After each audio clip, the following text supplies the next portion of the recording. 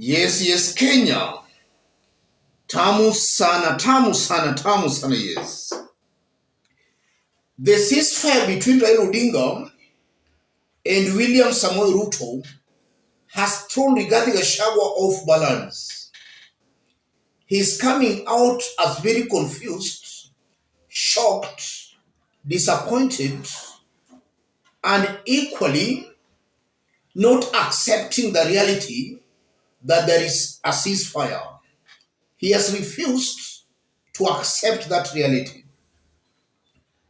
I want us to have a look at some of Rigathi Gachagua's tweets immediately after the ceasefire. Because since yesterday till this morning, he has been sharing out some tweets that clearly confirms he is very bitter and very much disappointed. He is bloodthirsty. Immediately after the ceasefire, Rigathi tweeted this: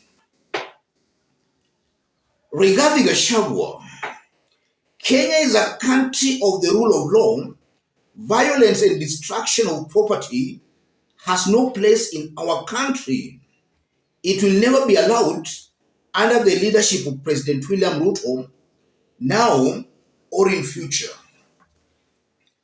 That was Rigathi Gachagua immediately after the ceasefire. That tweet confirms a man who has failed to accept reality that there is a ceasefire. Looking at the tone and language of that tweet and comparing William Ruto's tone and language, these two leaders are clearly reading from different scripts. Rigathi cannot just accept the reality that there is a ceasefire. He is still bloodthirsty.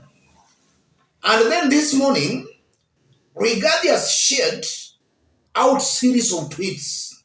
Let's start with the most recent one, the one he has even pinned on his Twitter handle. Rigathi Gachagua, 1 hour. But this is about 1 hour ago. Time check, 5:30 a.m. As I drove through the Nairobi city on my way to work early this morning, I was amazed by the resilience of the Kenyan people. Despite the heavy downpour, Kenyans are briskly walking to work as drivers beat the traffic jam and drainage challenges. And then he has shared out those photos there. You are seeing a man who is very desperate for publicity here and for recognition. And then at almost the same time, he shared out this tweet: all lawbreakers will be swiftly apprehended and prosecuted in accordance with the law. I am happy our economy that had started showing signs of recovery is now back on track. Then he has shared out that photo. And then Rigathi again, almost at the same time, had this to say: aware that hooligans who were set to take advantage of the chaos to loot and steal could still be prepared to continue, our security officers are vigilant and on full alert. And then he has shared out those photos. This is a very disturbed man. A man who can't just accept that reality, that now is not going to be giving some orders for innocent Kenyans to be maimed and to be tear gassed. He can't accept that reality. And for those who have read Things Fall Apart by Chinua Achebe, I'm seeing Rigathi Gachagua going to go the Okonkwo way, because at the end, for those who have read the book, Okonkwo feels so much disappointed to a point he commits suicide. I'm seeing Rigathi Gachagua, because of the disappointment, he is clearly committing political suicide.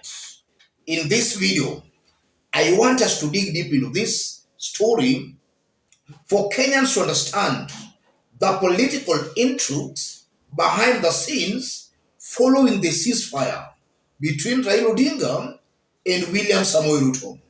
If you are watching us but you have not yet subscribed, subscribe, give this video a like. Let's continue. Yes, let's borrow some wisdom from Chinua Achebe's Things Fall Apart. There is a character called Okonkwo. Okonkwo is seen as a hero by his tribesmen and clansmen in Umofia village because he fights so hard against the white man. He's doing that on behalf of his community. He is seen as a hero. All of a sudden, Okonkwo kills a clansman, Ikemefuna. And the irony of it is that the clan was in agreement. The oracle had pronounced itself that Ikemefuna had to be killed. Okonkwo hurriedly kills Ikemefuna. The same village that was in agreement that Ikemefuna had to be killed banishes Okonkwo from the village for killing Ikemefuna.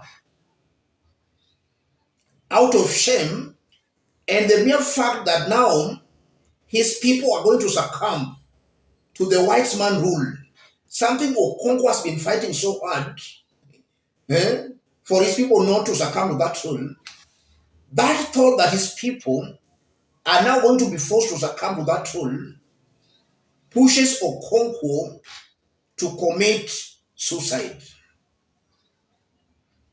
Yes, he's finally forced to commit suicide.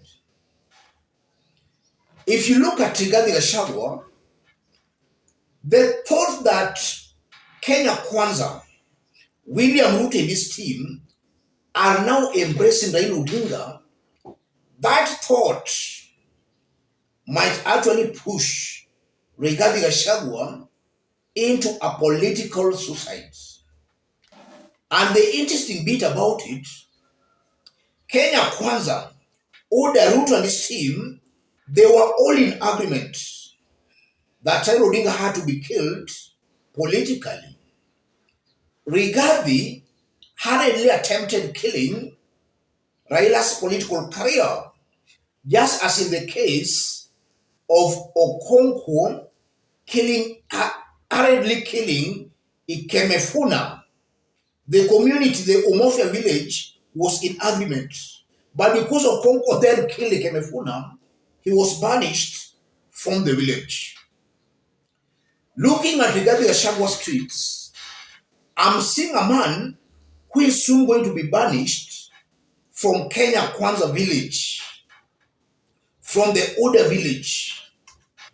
And the mere thought that now the Kenya Kwanza village, Oda, is embracing Raila Odinga, that thought can push Rigathi into a political suicide. And already there are signs he is going to commit that suicide. This post confirms that in the coming days, Rigathi is going to be antagonizing his boss. Look at the tone and language of that tweet. Compare it to William Ruto's tone and language yesterday. These are two leaders speaking different languages. Rigathi is still a hardliner. William Ruto is softening his stance. And if this continues, Rigathi and William Ruto are going to be in a collision path. And what happened between Raila and Uhuru and Ruto might be repeating itself here. Yes. In the case of Uhuru and Raila, they were saying that Uhuru was using Ruto. In this case, some will start saying that Ruto is using Rigathi. The truth of the matter, Rigathi cannot come to terms with the reality. And very soon, he is going to be seen as an enemy, not only amongst the Azimio team, but even in Kenya Kwanza. They are going to see him as a warlord. That's how actually life is. He thought he was pleasing William Ruto. He thought he was pleasing the mountain.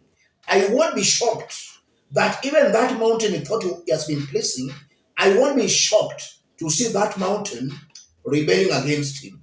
As I conclude, this series of tweets confirms one thing. Rigathi is still a village politician. He is still thirsty and hungry for publicity. He wants to be seen to be strong because it's believed Uhuru Kenyatta was weak. So Rigathi wants to portray himself as a strong leader. He wants the gamer community to see him as strong. And is also somehow similar to Okonkwo. Okonkwo killed Ikemefuna because he wanted to be seen to be strong in front of his clansmen.